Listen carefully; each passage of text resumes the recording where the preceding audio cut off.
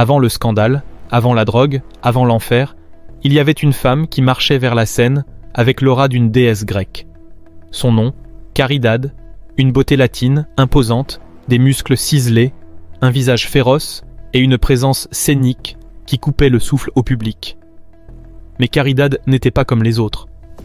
Tandis que d'autres culturistes se concentraient sur la symétrie, elle avait poussé son corps à l'extrême absolu. Un dos si large qu'il ressemblait à une carte. Des quadriceps qui hurlèrent à la rage, un abdomen semblable à de la pierre volcanique sculptée. C'était de l'art grotesque, une beauté brutale, et en même temps une bombe à retardement. Tu connaissais Caridade Sola ?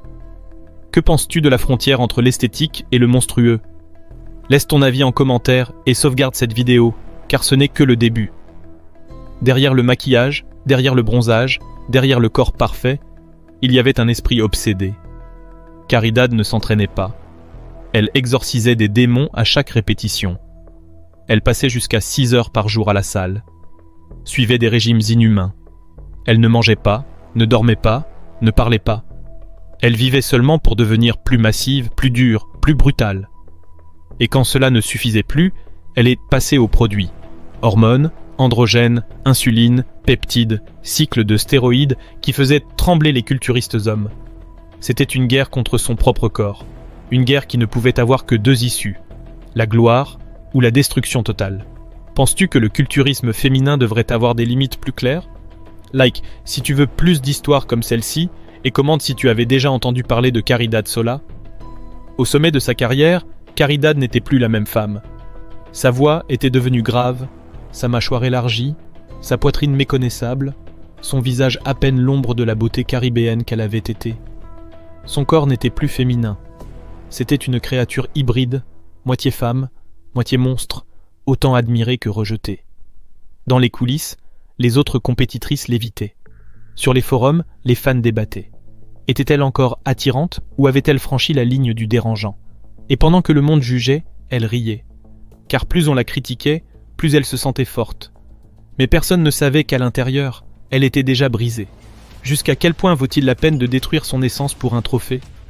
Donne ton avis en commentaire et abonne-toi à Titanes de Hierro, car l'histoire ne fait que commencer. L'ascension fut rapide, mais la chute fut brutale. Caridade commença à perdre ses contrats. Des entreprises qui autrefois se battaient pour la voir comme égérie s'éloignèrent en silence. Trop extrême, disait-elle. Trop masculine, murmurait-elle. Trop terrifiante. Les magazines cessèrent de l'appeler, les promoteurs arrêtèrent de l'inviter, et pire que tout, le public commença à l'oublier. Mais Caridade n'allait pas disparaître sans se battre. Elle s'agrippa à la seule chose qui lui restait, son physique, et pour le conserver, elle doubla les doses, allongea les cycles, elle ignora les effets secondaires. Résultat, insomnie, acné extrême, crises hormonales, hypertrophie clitoridienne, et le plus terrifiant, un esprit qui commençait à se briser.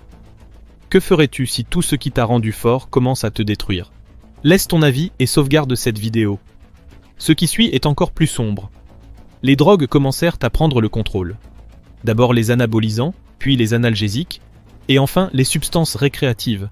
Dans une interview fuitée, jamais publiée, Caridade a avoué « Je ne pouvais plus m'entraîner sans planer. C'était la seule façon de me sentir vivante. Les blessures s'accumulaient, son foie hurlait, ses reins suppliaient, mais elle continuait encore et encore, comme si elle courait droit vers l'abîme. Un soir, elle s'effondra dans la salle de bain d'un motel, seule, nue, couverte d'ecchymoses, les yeux ouverts, incapable de se rappeler son propre nom. Elle fut transportée d'urgence. Elle a failli mourir. Mais même au bord de la mort, elle n'a jamais reconnu avoir un problème. Après des mois de silence, Caridade réapparut sur les réseaux sociaux avec une photo qui glaça le sang de beaucoup. Ce n'était plus la bête d'avant. Elle semblait désormais un spectre d'elle-même. Visage émacié, regard vide, peau desséchée et un sourire faux, déchirant. « Je vais mieux que jamais », écrivit-elle. Mais personne ne l'a cru. Des vidéos fuitées montrèrent sa maison. Des bouteilles au sol, de la vaisselle sale, des aiguilles, des routines filmées à 3 heures du matin, en sueur, hurlant comme une âme en peine refusant de mourir.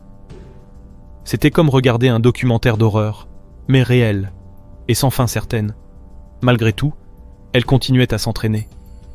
car pour Caridad, arrêter l'entraînement, c'était mourir. Que penses-tu des culturistes qui refusent de lâcher le fer, même si cela les tue? Dis-le en commentaire et suis-nous pour découvrir la suite de cette histoire qui va te glacer le sang. Aujourd'hui, le nom Caridad Sola plane comme une rumeur maudite. Dans les forums, exemple suprême du côté obscur du culturisme. Dans les podcasts, cas cliniques de dysmorphie et d'abus anabolisants. Dans les salles underground, légende qui inspire encore ceux qui visent l'impossible. Même les documentaires Netflix n'osent pas s'y frotter, car son histoire ne vend pas de compléments alimentaires. Elle vend la peur. Peur de perdre son identité, sa santé, son âme, pour un trophée qui n'assure même pas une gloire éternelle. Et pourtant, chaque fois qu'une ancienne photo refait surface dans le fil, avant ou après, des milliers de clics posent la même question. Où est Caridad? Est-elle encore en vie? Peut-être que son plus grand héritage est celui-ci, nous rappeler que le culturisme peut faire de l'humain un dieu, ou un monstre incompris. Penses-tu que l'histoire de Caridad devrait être enseignée à chaque débutant de la salle? Dis-nous ce que tu en penses et active la cloche, car on approche de la fin. Et ce qui vient dépasse l'imaginable. Un archiviste anonyme poste sur le dark web une vidéo nommée csconfession.mp4, résolution basse. Lumière néon vacillante. La caméra filme un visage décharné. Cicatrice sur la poitrine, voix caverneuse. Si tu regardes ceci, c'est que je ne veux pas qu'une autre femme porte le même enfer. Le fer fut mon dieu, les composaient mes démons. Je croyais pouvoir les contrôler. Ils m'ont contrôlé. Elle soulève alors son haut, un cathéter, des hématomes, une peau flasque, là où un jour il y avait de la gloire. Entre deux sanglots, elle prévient. Le muscle s'en va, la facture reste. La vidéo dure 14 minutes. Elle s'efface d'elle-même à la fin. Copie après copie réapparaît sur des forums interdits, mais aucune ne reste plus de 24 heures. Autodestruction programmée? Ou quelqu'un paie-t-il pour que cela ne circule pas? Tu penses que l'industrie cherche à la faire taire ou à protéger son image? Laisse ton avis en commentaire et partage ce short avant qu'il ne disparaisse. Après la fuite, ni l'IFBB ni les grandes marques ne publient de communiqué. Les portails fitness grand public ignorent le scandale. Les youtubeurs du fer, ceux qui vivent de motivation, choisissent de ne pas aborder le sujet. Ça ne profite pas aux sponsors. En coulisses, des coachs et médecins du sport confessent off-record. Les doses qu'a utilisées Caridad sont aujourd'hui monnaie courante chez des amateurs. La ligne entre compétition et suicide chimique n'existe plus. Mais en public, silence. Car reconnaître son cas reviendrait à dynamiter le fantasme « Healthy and Strong » qui vend des millions. Pendant ce temps, des novices de 20 ans commencent des cycles secrets, idolâtrant les anciennes photos de Caridad sans connaître sa fin. Les fédérations devraient-elles raconter ces fins macabres à chaque conférence de presse? Écris-le ci-dessous. Ta voix peut être le début d'un changement. Caridad Sola ne remontera peut-être jamais sur une scène. Peut-être est-elle encore en vie, quelque part, luttant contre son propre écho. Ou peut-être que son histoire est déjà finie, sans que personne n'ose en signer l'acte. Ce qui est certain, c'est que son nom est gravé dans le fer et la cicatrice. Un rappel que le corps est fini, mais que l'ambition, elle, ne connaît pas de limite. Admirez sa discipline si vous le voulez, mais n'ignorez pas le prix caché derrière le posing, les paillettes et les likes. Commente ci-dessous.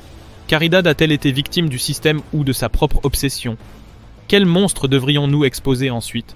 Partage cette vidéo avant qu'elle ne soit censurée, car comme l'a dit Caridad dans sa cassette, si ma chute peut sauver ne serait-ce qu'une personne, alors ça en aura valu la peine.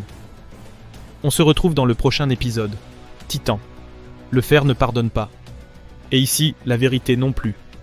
Caridad Sola nous a appris que la gloire et l'abîme peuvent tenir dans un même corps, qu'un trophée peut peser moins qu'une seringue vide, que le miroir peut être un autel ou une pierre tombale.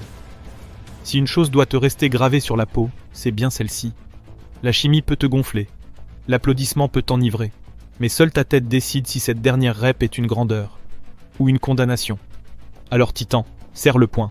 Souviens-toi de cette histoire chaque fois que la tentation de franchir la ligne te saisit. Partage cette vidéo avec ceux qui pensent encore que le sacrifice n'a pas de prix. Abonne-toi et rejoins la confrérie des Titans.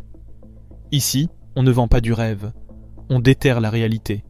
Car pendant que les autres maquillaient la vérité, nous, on la soulève à la force brute. Et ceci n'est que le début.